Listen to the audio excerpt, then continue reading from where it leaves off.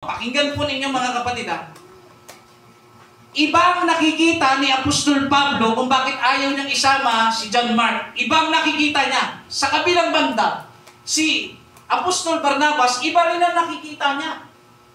Ang nakikita niya, makakatulong ito sa atin. Ang kabilang panig naman, hindi. Ganito pong nangyari. Nakakita po kayo ng number 9. Ipagpalagay na lang natin, ang nakikita ni Apostol Pablo ay 9. Ang nakikita ni Apostol Barnabas ay 6. Parehas silang may punto. Nakuha ninyo? Parehas silang may punto. May pinaglalaban silang parehas. Pero nakalimutan nila ang misyon. Na bago ang misyon, ang sabi, di ba? Ibukod ninyo silang dalawa sa natatanging gawain. Ang original na dapat na magkasama, sino daw po? Si Apostol Pablo at si Apostol Barnabas.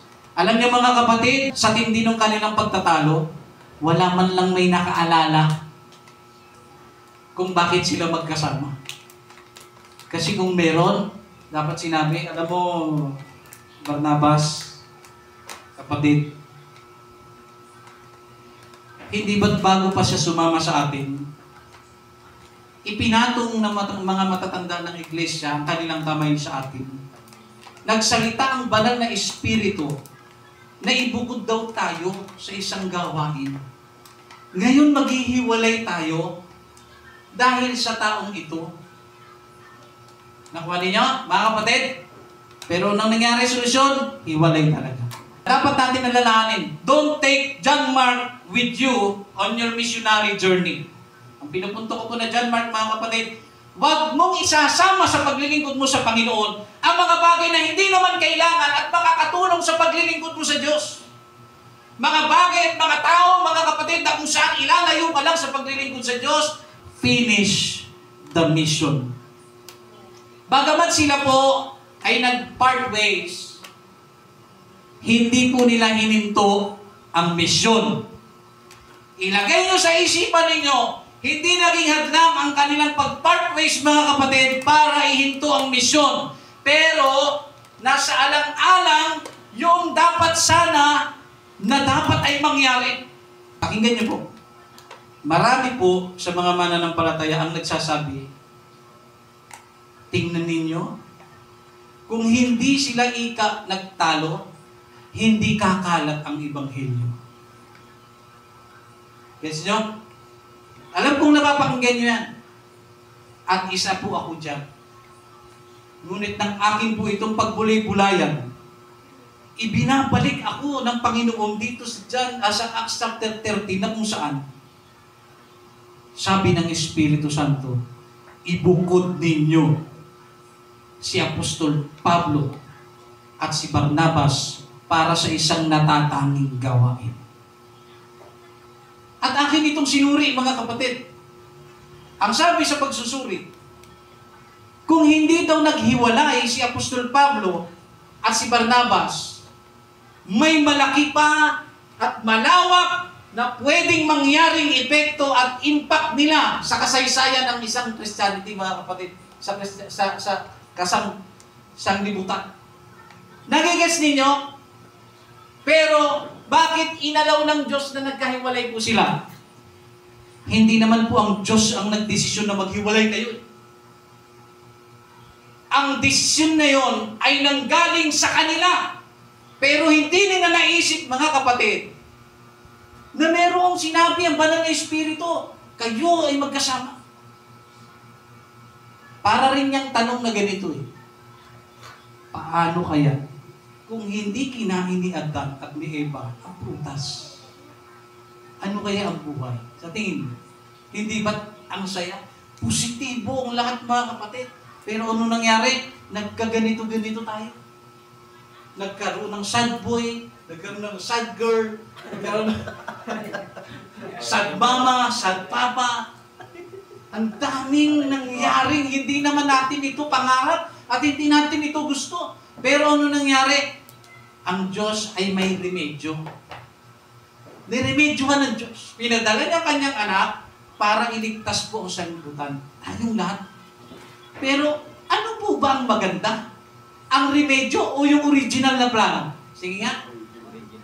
Yung original. Kaya nga sabi mga kapatid yung anong tawag dito? Kasabihan. Prevention is better than cure. Na kung yan po ay hukayin natin ang meaning niyan, mga kapatid.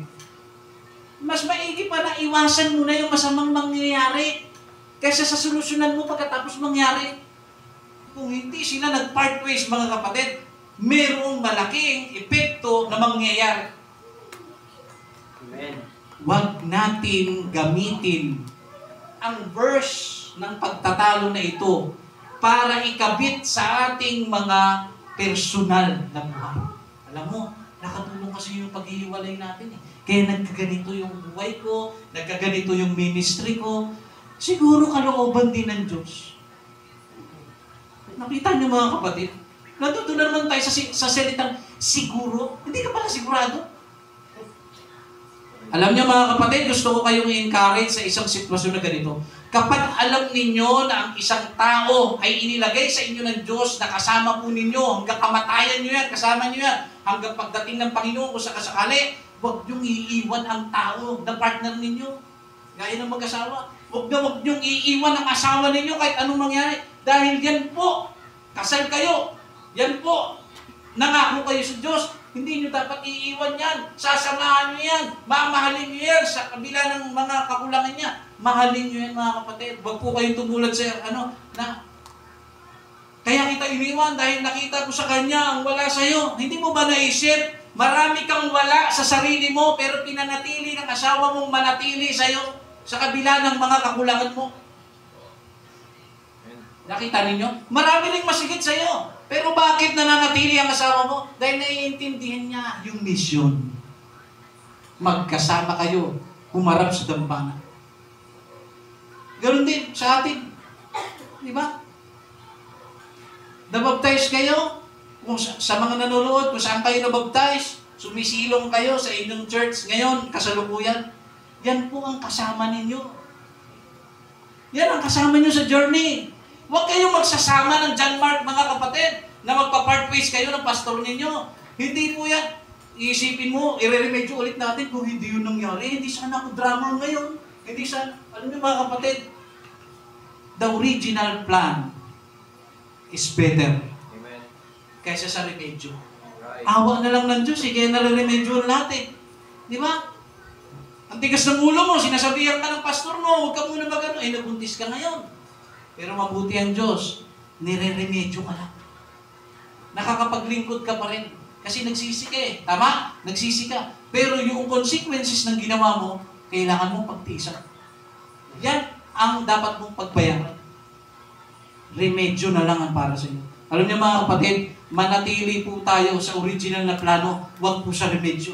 Huwag natin pipiliin ang remedyo. Doon tayo sa original. Kaya mga kapatid, kung nakikita niyo inyong mga sarili, meron po kayong mga kasama sa buhay, kaibigan, kasama maglingkod, pastor, kasama sa paglilingkod mo sa Panginoon, huwag na huwag kayong mag-i-introduce ng John Mark na kung saan pag-aawayan yung dalawa ng leader mo. Huwag. Dahil yung mga yan, pwede ka rin iwan yan gaya ng ginawa ni John Mark sa talatang ito. So ngayon, ayun po, ang laki po sanang nangyari kung hindi po sana sila naghiwalay. Inuulit ko po, sesimentuhin ko sa isipan ninyo. Huwag po kayong mag-iisip na i-apply ang bersikulo na ito na sasabihin mo sa iyong sarili, sila nga nag-away. Sila yun. Ba't gagawin mo yun? Aawain mo ko? Nakikasakot? Ha? Nagagalit ka sa akin? Aawain mo ko?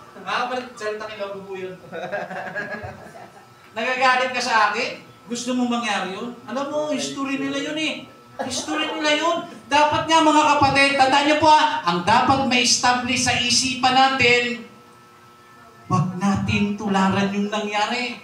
Dahil may original na plano. Tandaan niyo po mga kapatid, umalis ka. Hindi mo alam, darating palang panahon na ikaw pala ipagpapalain ng Diyos at gagamitin ng Diyos sa simbahang ito. Hindi na nangyari. Napunta ka na sa iba. Napunta napunta ka na sa ibang asawa.